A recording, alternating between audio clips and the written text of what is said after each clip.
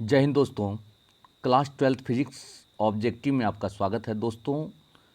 बहुत ही super objective है, देखिए ध्यान से और इसे प्रैक्टिस करते रहें ताकि आप लोग 35 में 35 सही बना सकें। क्वेश्चन यह है, प्रकाश हवा से कांच में प्रवेश करता है तो इसका वेवलेंथ मतलब होता है तरंग दैर्ध्य, कि इसका तरंग दैर्ध्य क्या हो जाएगा जब प्रकाश हवा से कांच में प्रवेश करता है।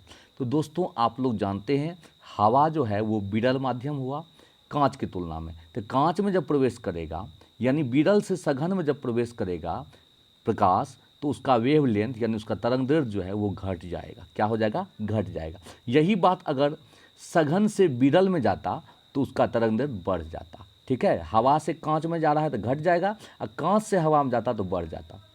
ठीक है दोस्तों, क्वेश्चन नंबर सेकेंड आते हैं। किस रंग का तरंग दैर्ध्य सबसे कम होता है? दोस्तों किस रंग का तरंग दैर्ध्य सबसे कम होता है? तो आप लोग जानते हैं कि सबसे कम विचलन जो होता है वो आपको लाल रंग का होता है, और जिसका विचलन सबसे कम होता है उसका तरंग दैर्ध्य सबसे अधिक होता है, और जिसका विचलन सबसे अधिक होता है उसका तरंग दैर्ध्य सबसे कम होता है, यानी बैगनी इसका सही जवाब है। ठीक है दोस्तों, क्वेश्चन नंबर 3 आते हैं। किस रंग का तरंग दैर्ध्य सबसे अधिक होता है?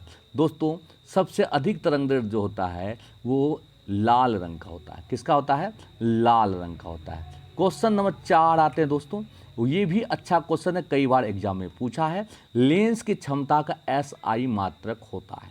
दोस्तों लेंस की क्षमता का एसआई मात्रक डायऑप्टर होता है। क्या होता है दोस्तों? डायऑप्टर। कहीं कहीं पर मीटर का पावर -1 भी दिया है जो कि सही है, ये भी आपको सही है।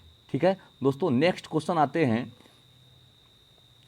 किस दर्पण में प्रतिबिंब हमेशा छोटा और काल्पनिक बनता है? दोस्तों किस दर्पण में प्रतिबिंब हमेशा छोटा और काल्पनिक बनता है? तो आप सही सोचे हैं, उत्तल दर्पण में प्रतिबिंब हमेशा छोटा और काल्पनिक बनता है। इसी कारण से इसका उपयोग साइड मीटर के रूप में किया जाता है। ठीक है दोस्तों, क्वेश्चन नंबर 6 आते हैं। गोलीय दर्पण को पानी में डुबाया जाए तो उसका फोकस दूरी क्या होगा?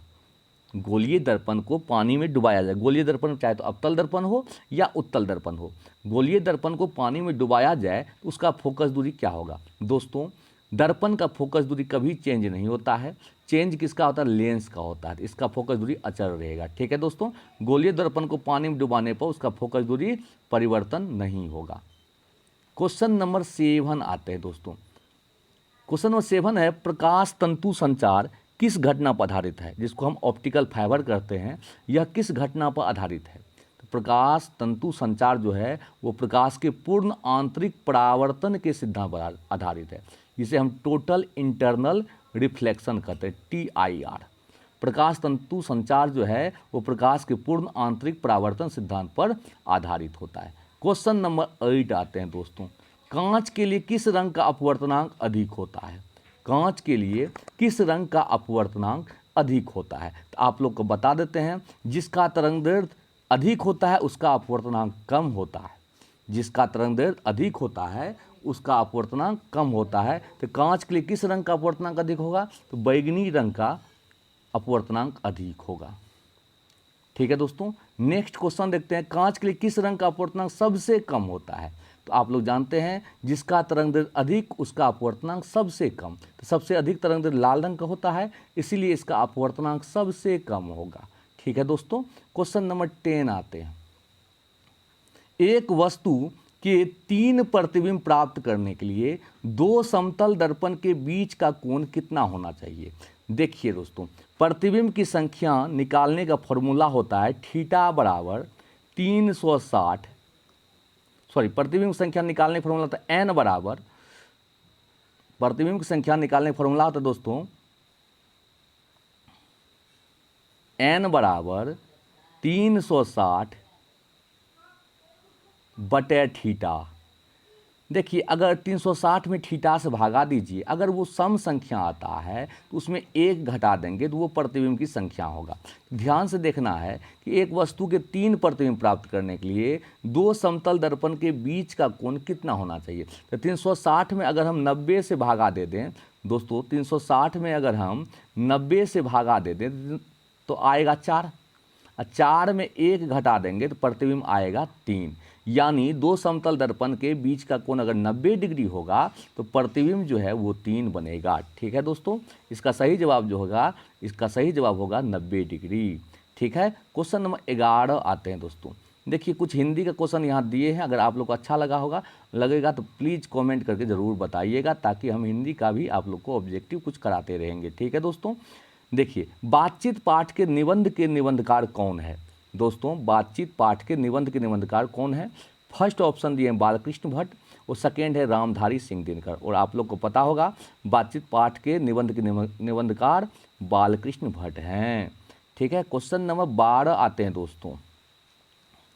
बालकृष्ण भट्ट का जन्म कब हुआ था। दोस्तों बालकृष्ण भट्ट का जन्म कब हुआ था। पहला ऑप्शन है 23 जून 1844 और दूसरा है 23 जून 1845। दोस्तों सोचिए, और इसका सही जवाब है 23 जून 1844। ठीक है दोस्तों, क्वेश्चन नंबर 13 आता है। अगर अच्छा लगा होगा तो प्लीज़ आप लोग शेयर कर दीजिएगा अपने ग्रुप में, लाइक कर दीजिएगा, और चैनल पर नए आते तो प्लीज़ चैनल को सब्सक्राइब कर दीजिएगा। क्वेश्चन नंबर 13 आते हैं दोस्तों। बालकृष्ण भट्ट का निधन कब हुआ था। दोस्तों बालकृष्ण भट्ट का निधन आपको ऑप्शन 2 दिया हुआ है, 20 जुलाई 1914 और दूसरा ऑप्शन है 20 जुलाई 1915। इसका सही जवाब होगा 20 जुलाई 1914। ठीक है दोस्तों, क्वेश्चन नंबर 14 आते हैं। बालकृष्ण भट्ट का निवास स्थान कहाँ था। दोस्तों बालकृष्ण भट्ट का निवास स्थान, यहाँ ऑप्शन है इलाहाबाद उत्तर प्रदेश, दूसरा है पटना बिहार। इसका सही जवाब है इलाहाबाद उत्तर प्रदेश। क्वेश्चन नंबर 15 आते हैं दोस्तों। बालकृष्ण भट्ट ने लगभग कितने निबंध लिखे थे। बालकृष्ण भट्ट ने कितने निबंध लिखे थे। दोस्तों आप इसे ध्यान से देखें, पहला ऑप्शन है 1000, दूसरा ऑप्शन है 2000। तो इसका सही जवाब क्या होगा, आप हमें कमेंट कीजिए। बालकृष्ण भट्ट ने लगभग कितने निबंध लिखे थे। इसका सही जवाब होगा 1000। लगभग 1000 बालकृष्ण भट्ट ने निबंध लिखे थे। अगर आप लोग को अच्छा लगा होगा तो प्लीज़ लाइक कर दीजिएगा। जय हिंद।